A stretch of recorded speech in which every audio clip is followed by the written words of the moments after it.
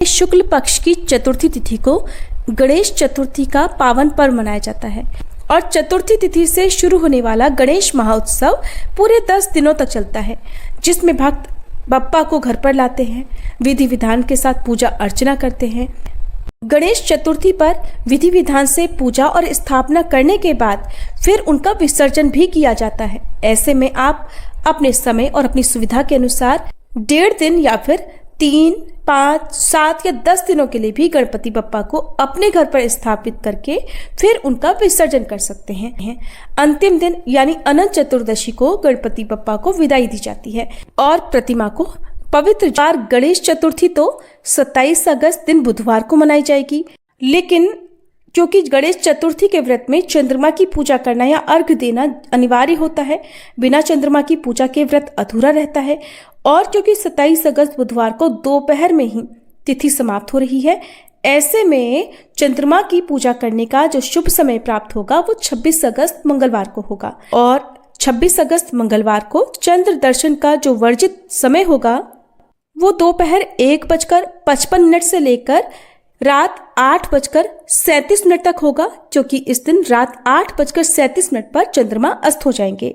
तो ऐसे में जिन्होंने भी 26 अगस्त को व्रत रखा है वो शाम की पूजा रात 8:37 से पहले करके व्रत का पारण भी कर सकती हैं। इस बार 26 अगस्त मंगलवार को हरतालिका तीज का भी व्रत है, तो 2 व्रत आप एक साथ कैसे कर सकती हैं इसकी जानकारी आपको अगली वीडियो में दी जाएगी। 27 अगस्त दिन बुधवार के मुहूर्त के बारे में, इस दिन सूर्योदय का समय सुबह 6:11 पर रहेगा, सूर्यास्त होगा शाम 6:45 पर, ब्रह्म मुहूर्त सुबह 4:35 से 5:23 तक रहेगा।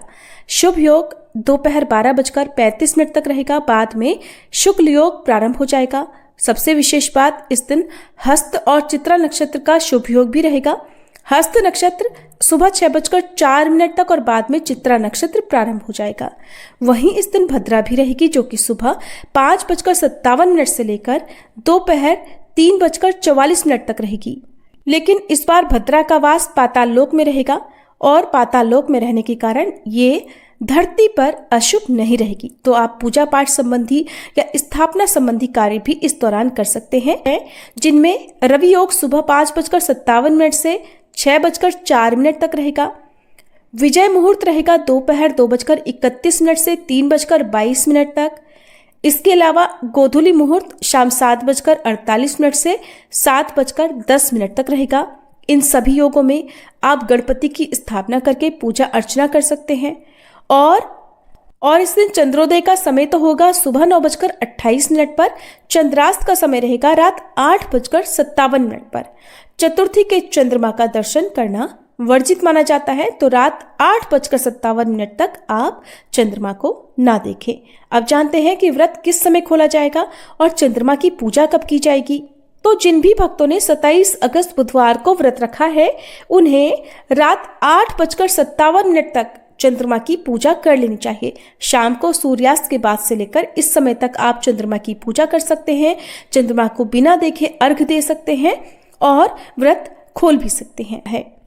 इस दिन गणपति बप्पा की पूजा करने के बाद पान, सुपारी, इलायची, लड्डू, मोदक, दूर्वा, मूंगफली आदि का भोग लगाया जाता है। और चतुर्थी के व्रत में गणपति बप्पा की पूजा सुबह और शाम को अवश्य करनी चाहिए। दोपहर के समय भी गणपति बप्पा को भोग लगाना चाहिए। ये थी आज की वीडियो, उम्मीद है आपको पसंद आई होगी।